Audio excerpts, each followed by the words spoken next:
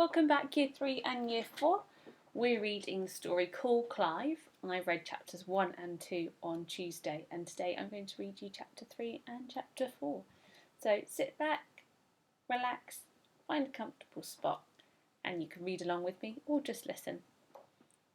Chapter 3. I went home and counted my money. I made a special savings book, and then I had a rest. I was worn out and fed up, and I still needed loads more money. Fed up. The next day, I went back to the shop. I didn't go in case there were any more unhappy customers waiting for me, but I read the cards outside. There are a few new ones.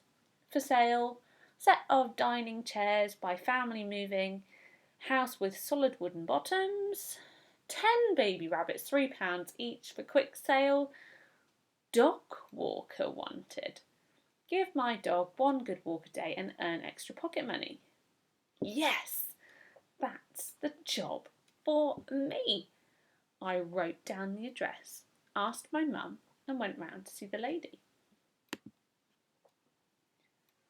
You're not very old, she said. You're not very big, but you are the only one who's asked for the job, so I'll give you a try.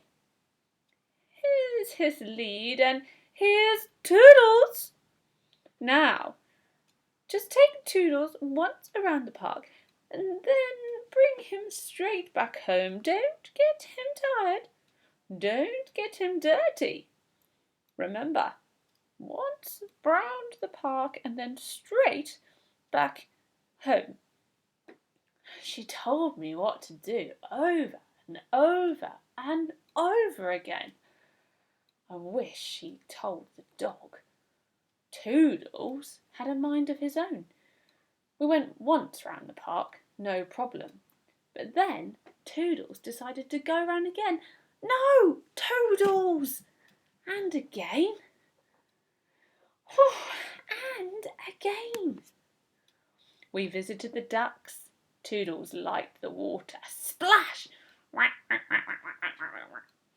We visited the gardens. Toodles liked the mud and the manure. Oi! Get that dog out of here. He visited the litter bins. Toodles liked the rubbish. Phew-wee! Then Toodles decided to go home the short way. The lady was not pleased. Not pleased at all. She gave me the money for one day, but this is not the job for you. Don't come back tomorrow. I went home, counted my money, filled in my book, then had a bath and a rest. Fed up again. From time to time, I went back to the shop. Sometimes there were new notices. For sale, baby's cot by family moving house with a screw loose. 25 rabbits free to a good home. Phone or call any time at all. Ducklings and chicks going cheap. But there was only one job wanted. Circus performer. Can you walk the high wire? Can you swallow fire? Can you juggle with knives? That was not the job for me. So I decided to start my own business. I made posters, car cleaning and odd jobs, call for Clive, and leaflets. If your car is splashed with mud and rain, if there are lots of leaves lying in your drain, don't just sit there and complain, call for Clive. Clive cleans till it gleams. If the birds keep messing on your windscreen, don't get mad, don't get mean, just call for Clive. Your car was flashy, but now it's splashy. What do? Call for Clive. Clive's car cleaning and odd jobs.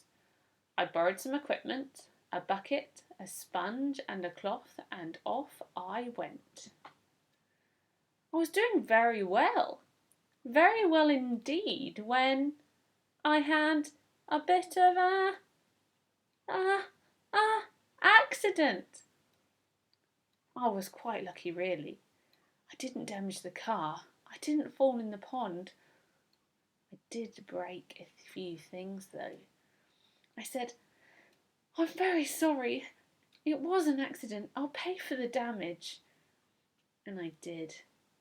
Now, all I had left was my soggy sponge, my cloth, and my bucket with a hole in it. Can you imagine how I felt?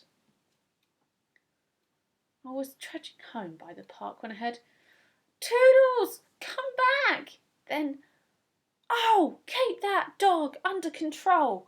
And then, splosh! A crowd of people were gathered by the duck pond.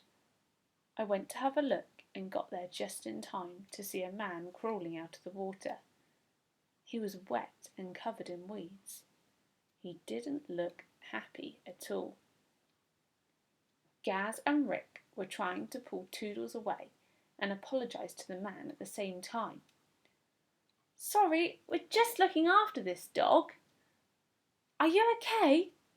No, I'm not. Look at me. And look at my bag. Chapter 4.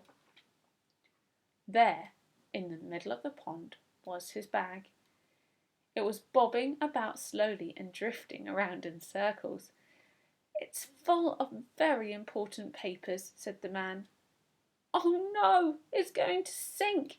Get a fishing net, quick, he yelled. A fishing net? Has anybody got a fishing net? But no, the bag was sinking and no one had a fishing net.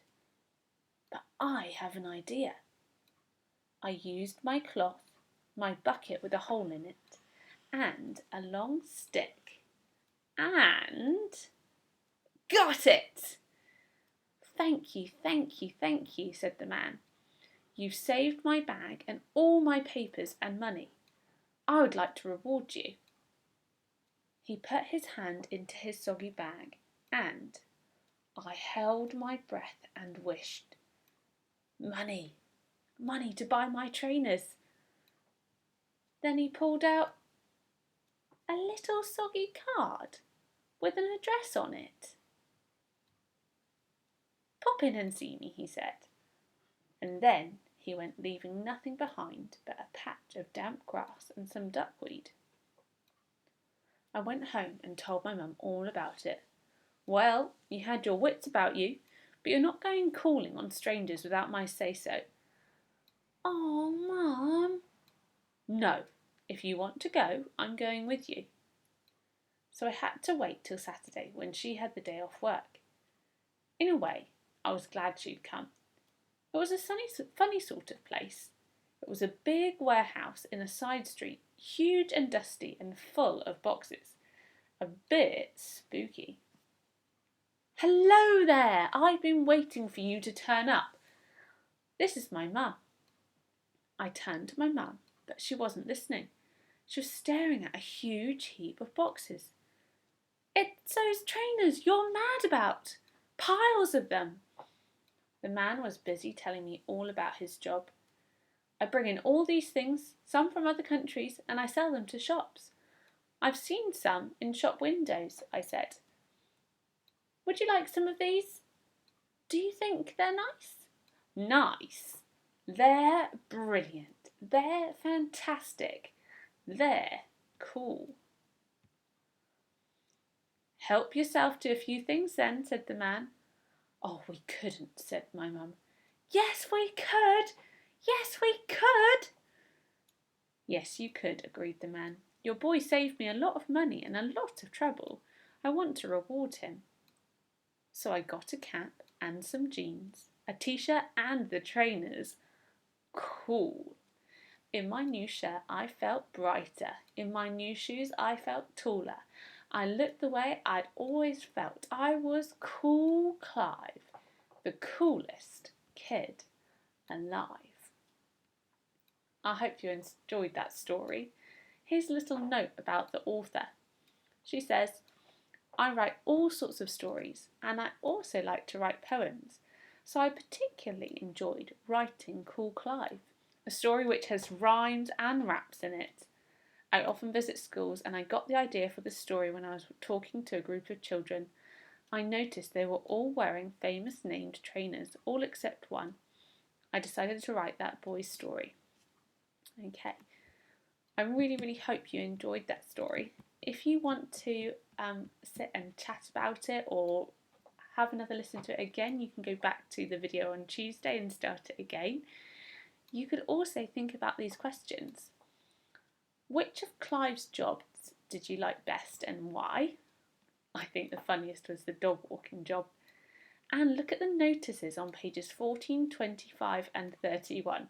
Which one do you think is the funniest? You might want to go back and have a look and listen again to me read, because the notices were quite funny.